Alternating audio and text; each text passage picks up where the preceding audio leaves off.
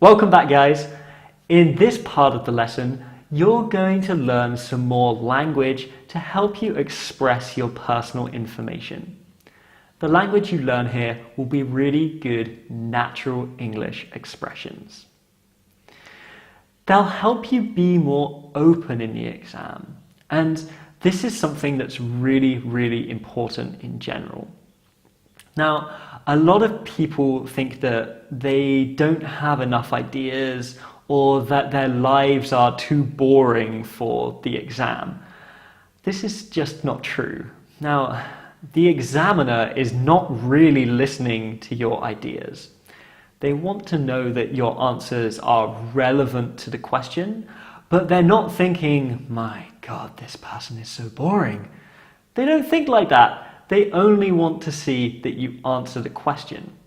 And giving personal information is a great way to do that. So the only person judging your answers and judging if they are interesting or not is you.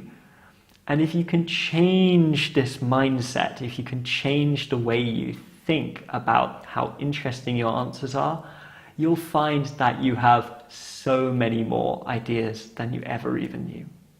This is all about sharing personal information. And if you're going to do this, it's a good idea to use some signposting phrases to introduce a short personal story. Let me give you some examples.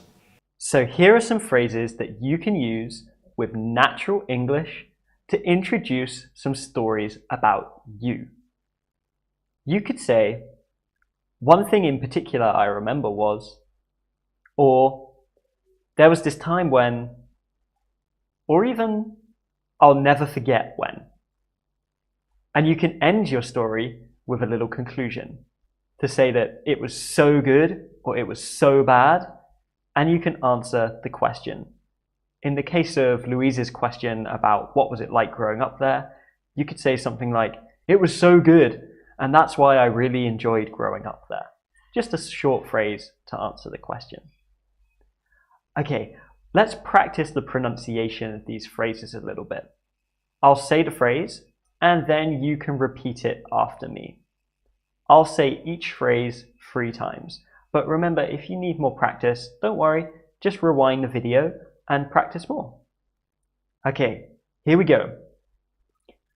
One thing in particular I remember was, one thing in particular I remember was,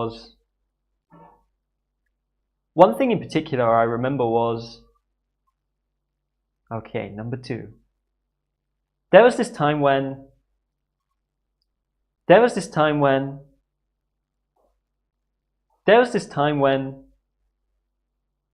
number 3, I'll never forget when,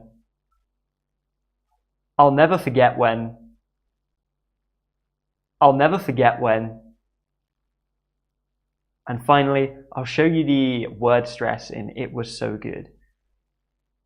It was so good. It was so good. It was so good. Okay, remember, if you need more practice, you can just rewind the video now and practice the pronunciation a little bit more. Let's have a look now at how we could include these phrases in Louise's answer. That way, Louise's answer can give us some more personal information. Let's remind ourselves now of Louise's first answer. Here it is. It was very nice growing up there because there's a beautiful beach and lots of interesting things in the summer because many tourists come to visit. Now let's add one phrase to expand Louise's answer and to make it more personal. I'm going to add the phrase, one thing in particular I remember was. Now I know Louise really well, so I know that the story that I'm going to add is an actual story that Louise could tell. So here we go with me adding this phrase to Louise's answer. So I am now Louise. It was very nice growing up there because there's a beautiful beach and there's lots of interesting things to do because many tourists come in the summer. And one thing I remember in particular was when my boyfriend had his 16th birthday party on the beach.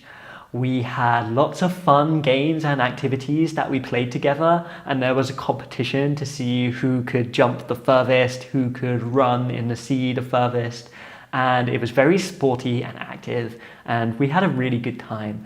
It was so good, and that's just one of the reasons why I really enjoyed growing up in the place that I did. Okay, I'm not Louise anymore, I'm just me. But you can see how I used one of our phrases from before to introduce a personal story. My pronunciation of this phrase was really good.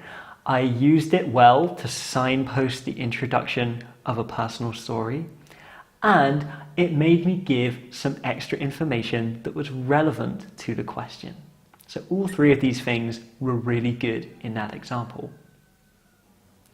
And notice how when I give this example, it increases my score for all of the parts of the mark scheme for both Cambridge and for IELTS. It increases my grammar because I start to talk about the past.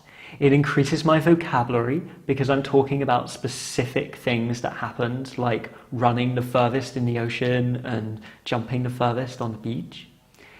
It changes my pronunciation. I am interested in the things that I'm talking about, and I start to show that information, show the interest using my voice. It was so good. I'm showing my emotion with my pronunciation. It's a high-level pronunciation feature.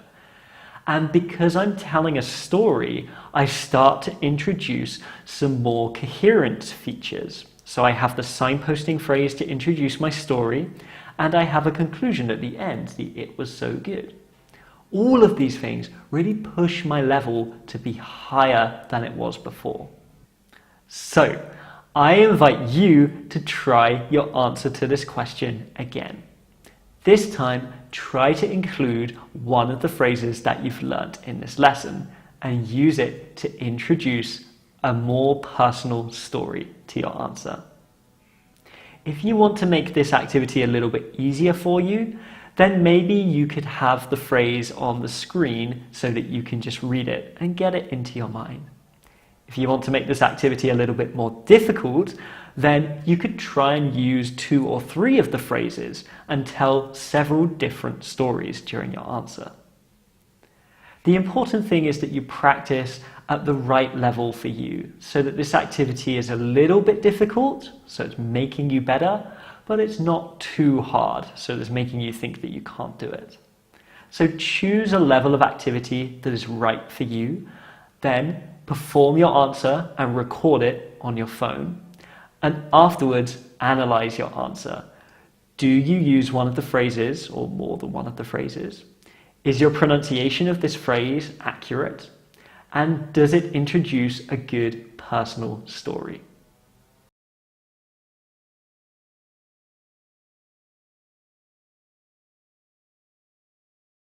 So I hope this first activity can help you practice and share something more personal to expand your answers, give you more ideas, and get you a higher score in your exam.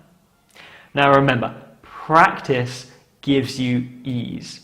The more you practice, the less worried and stressed and anxious you'll feel.